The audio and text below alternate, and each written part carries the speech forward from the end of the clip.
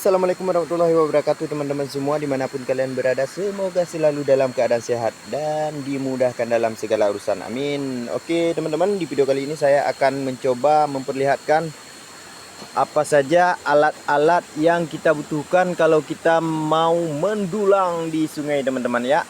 Dan saya akan memperkenalkan satu persatu alat-alatnya teman-teman, dan serta fungsi-fungsinya teman-teman ya. Oke teman-teman, alat yang pertama yang wajib ada yaitu adalah dulang teman-teman ya. Dan ini adalah dulang teman-teman. Nah, ini adalah dulang kawan-kawan. Ini dulang terbuat dari pipa paralon teman-teman ya. Dan ini anti pecah teman-teman. Bisa dibentur teman-teman. Tuh, tahan banting dia kawan-kawan ya. Tuh, bisa dilempar-lempar juga teman-teman. Aman. Fungsinya ini teman-teman untuk memisahkan pasir dari emas teman-teman. Ini fungsinya teman-teman ya, untuk memisahkan pasir dari emas ataupun untuk memisahkan emas dari pasir teman-teman ya. Dan ini wajib ada teman-teman. Kalau tidak ada, kita tidak bisa memisahkan pasir dari emasnya teman-teman. Lalu teman-teman, yang wajib ada yaitu ini teman-teman.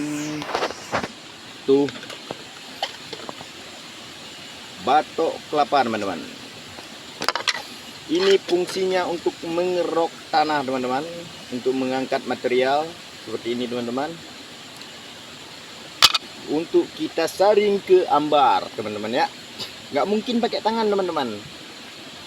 Kan ada kalian lihat yang ngambil pakai tangan terus didulang ada emasnya teman-teman ya. Terserah lah teman-teman ya. Beda kalau di tempat saya emasnya tuh berat teman-teman, nggak ngambang teman-teman ya. Kalau kata Kang Jeff itu emas ngambang itu bahaya emasnya, bau biasanya teman-teman ya.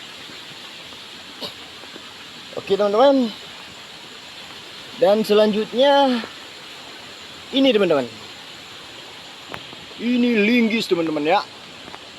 Ini teman-teman linggis. Bang, fungsinya untuk apa bang? Ah, fungsi linggis ini untuk mencongkel batu teman-teman. Karena nggak mungkin pakai tangan kawan-kawan ya. Jadi kita gunain linggisnya teman-teman. Pakai linggis kita congkel karena batu itu besar teman-teman. Kalau kita angkat pakai tangan, kita goyang pakai tangan itu nggak bakalan terangkat teman-teman ya. Apalagi batuannya itu ada yang tajam teman-teman, bahaya juga untuk tangan teman-teman ya. Bisa kesayat. Oke teman-teman, selanjutnya teman-teman ya. Selanjutnya ini teman-teman. Ini adalah sekop teman-teman. Sekop untuk apa bang fungsinya bang? Fungsi skop ini teman-teman, biar kerja kita cepat teman-teman ya. Biar kerja kita cepat, jadi materialnya kita ambil pakai skop itu teman-teman. Pakai skop, jadi kerja kita itu cepat teman-teman ya, nggak lambat. Kalau misalnya kita ambil cuman pakai batok doang seperti ini teman-teman, itu lama kerja kita teman-teman ya. Karena nggak mungkin satu batok dua batok terus kita dulang ada emasnya segepok, itu nggak ada teman-teman ya. Kalau di tempat saya nggak ada teman-teman, karena di tempat saya emasnya nggak ada yang ngambang kawan-kawan. Semuanya pada berat-berat. Mungkin beda di daerah orang lain teman-teman ya. Mungkin ada emas yang ngambang teman-teman ya.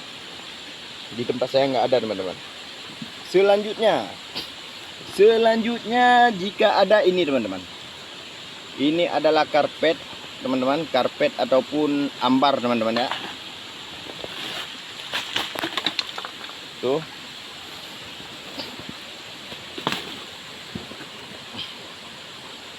Tuh teman-teman.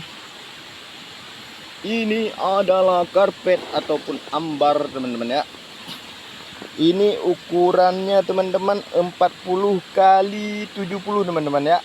40 kali 70 teman-teman. 40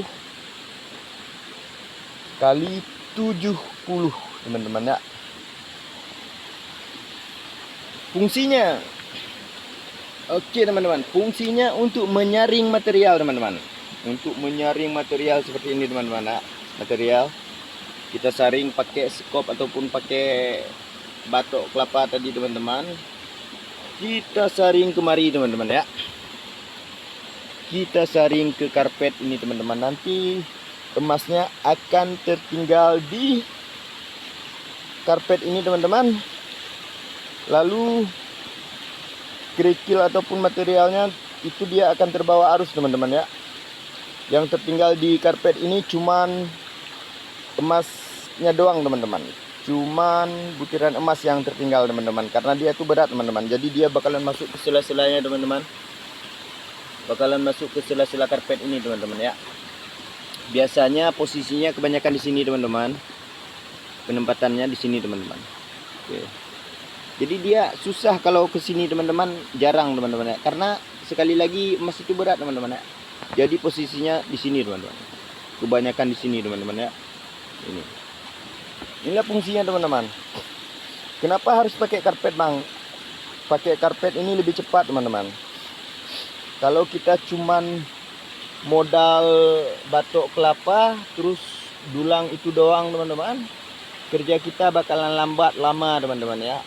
Lama kita ambil 2 batok 3 batok terus kita dulang zong, kita ambil 2 batok 3 batok udah penuh dulangnya teman-teman, kita dulang lagi zong lagi teman-teman ya. Jadi kalau pakai karpet ini cepet teman-teman, cepet teman-teman. Kita bisa kerjanya sampai 2 jam sekali teman-teman, baru kita angkat karpetnya teman-teman ya. 2 jam sekali teman-teman. Jadi materialnya itu sudah banyak kawan-kawan ya. Sudah banyak, sudah terkumpul sampai karpetnya ini terisi pasir hitam ya teman-teman. Nanti ada masanya karpet ini seperti penuh dengan pasir hitam teman-teman di sini, dari sini sampai sini teman-teman. Jadi saat itulah kita dulang teman-teman ya, kita angkat, kita dulang teman-teman. Bukan ngambil 1 batok 2 batok terus kita dulang teman-teman, itu nggak ada teman-teman ya. Bukan nggak ada, kalau di tempat saya seperti saya bilang tadi nggak ada emas yang ngambang teman-teman. Yang ngambang itu tempat saya, yang ngambang itu bau teman-teman ya. Tuh teman-teman. Inilah alat-alat yang wajib kalian bawa jika kalian ingin mencari ataupun mendulang butiran emas di sungai teman-teman ya. Dan inilah alat-alat yang wajib ada teman-teman. Kalau ini teman-teman, karpetnya itu harganya 1 meter di sini 450.000 teman-teman ya.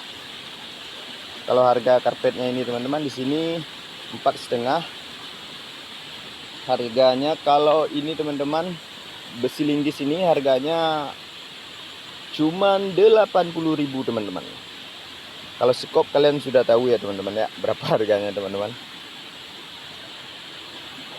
Sama satu lagi ini teman-teman ya, timba teman-teman ya. Timba, bang untuk apa timba itu bang? Nah timba ini teman-teman. Kalau misalnya antara karpet sama material itu jauh teman-teman ya.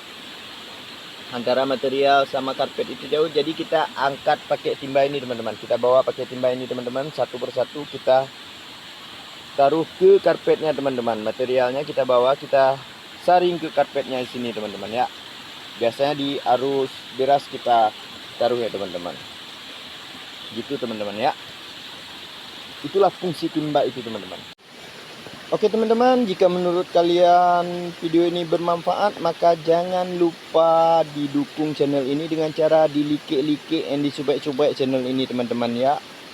Supaya apa? Supaya saya semakin semangat untuk berbagi ilmu lagi dengan teman-teman pemula semua yang ingin mencari butiran emas di sungai teman-teman ya. Oke, cukup sekian dulu. Assalamualaikum warahmatullahi wabarakatuh. Dadah.